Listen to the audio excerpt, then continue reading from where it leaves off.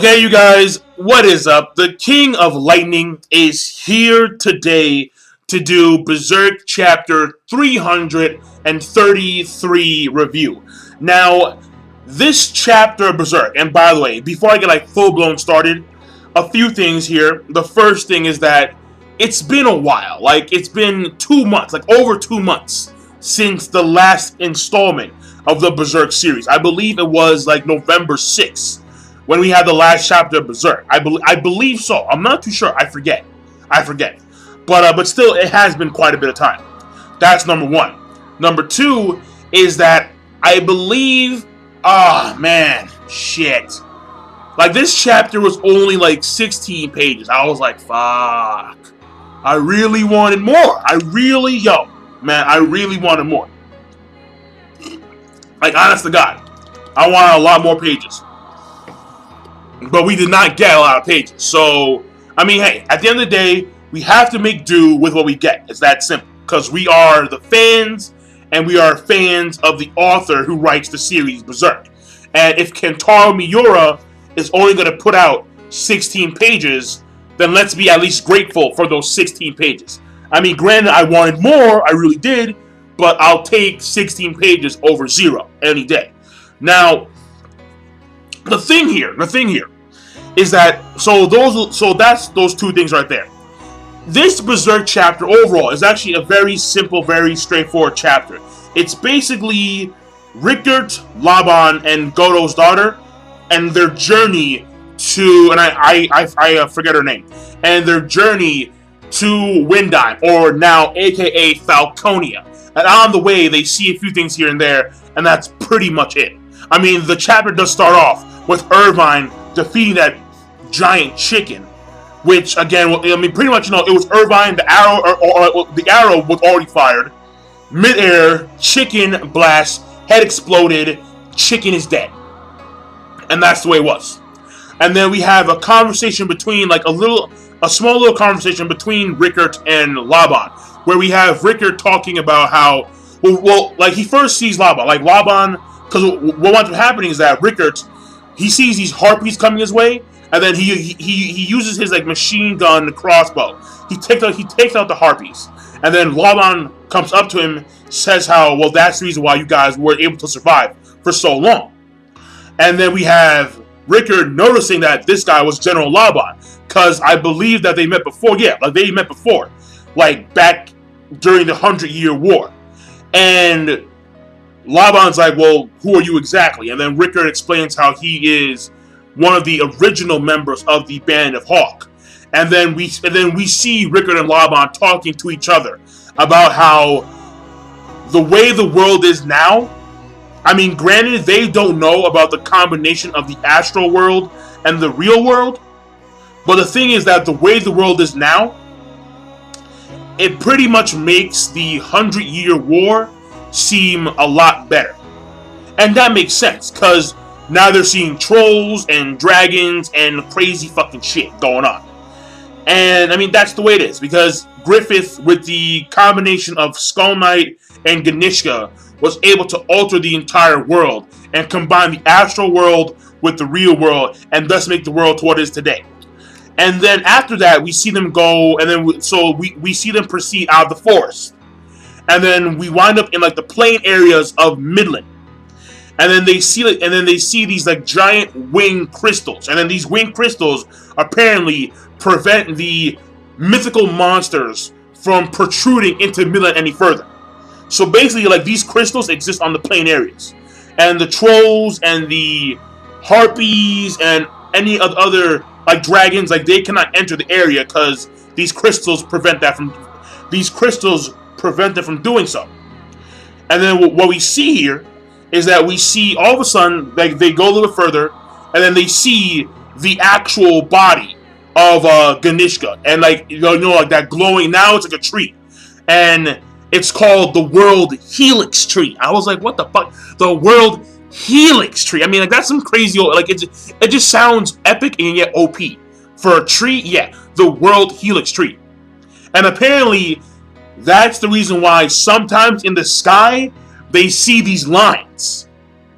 which is and I believe that is what the actual the son of Griffith and Casca, you know, like that kid. I think like when he was on the actual air and like he was on some weird like tree branch, that might have been that was probably a protrusion of the World Helix tree, and then he merged with the World Helix tree, and then he went on his way. So the thing is that, and this shocked me, when he was in his giant monster form, he wasn't that, but yeah, he was massive. He was massive, but he wasn't covering the entire fucking planet. And now it's like, what the hell? Like he's encompassing the entire planet. So I'm like, yo, okay, all right. But I mean, hey, because Griffith does have the power, and plus, yeah, it was Griffith plus Skull Knight and this weird sword, and then it was Ganishka's power. So you know, hey, I mean that's the way it is. That's the way it is. And apparently, this quote unquote tree, the world tree, provides divine protection. Quote unquote divine protection. I mean, I do find it kind of ironic how the people believe that this tree grants them divine protection, yet this tree is far from divine. It is literally the corpse of some OP fucked up mutant apostle. That's what it is. But fuck it, whatever. And then once CCC, like that's very ironic. That is very ironic. But whatever. And then the thing is, after that, we see them walking on a little further, and then they see that apparently, even though it's not the season or the season has just started, crops are already growing, like apples, grains, wheat, all that stuff's already growing, and people are like farming happily in the plains. And the wings, again, because there are these crystal wings in the entire plain area, like all over the place, then, you know, like there is no way that these monsters can come and kill them. So the people are now in prosperity, if you put it.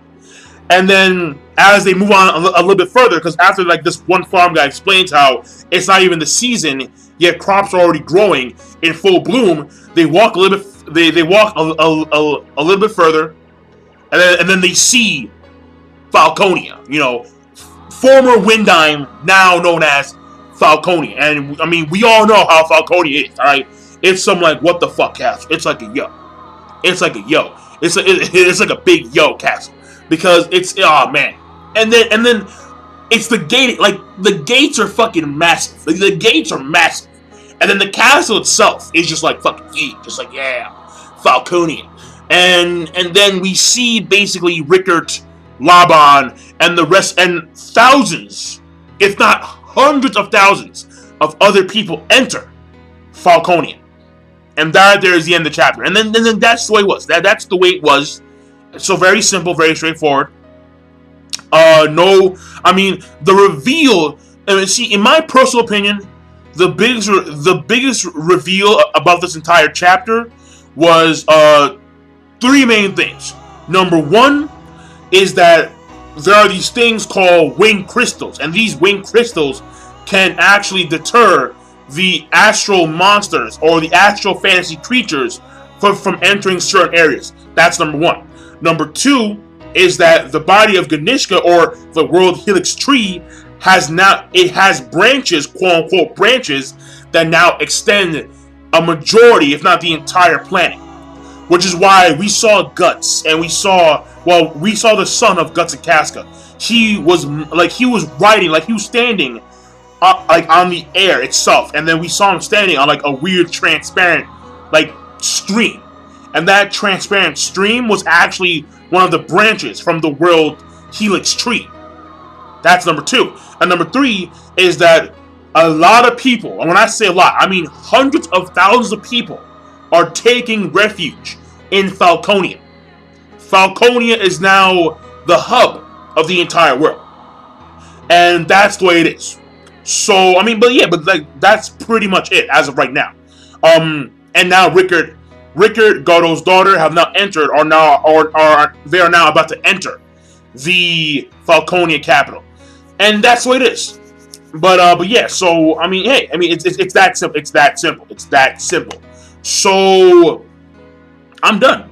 The rating overall is gonna be, because of those three things. I'm gonna give it a good. It was a good chapter. I mean, I really wanted to see more, but because Kentaro Miura's visuals are so goddamn good, are like fucking amazing, are godly, if you would put it, and because we did learn about these three new things, then yeah, I can give it a good rating, and call it a day. So I'm done. King Lightning.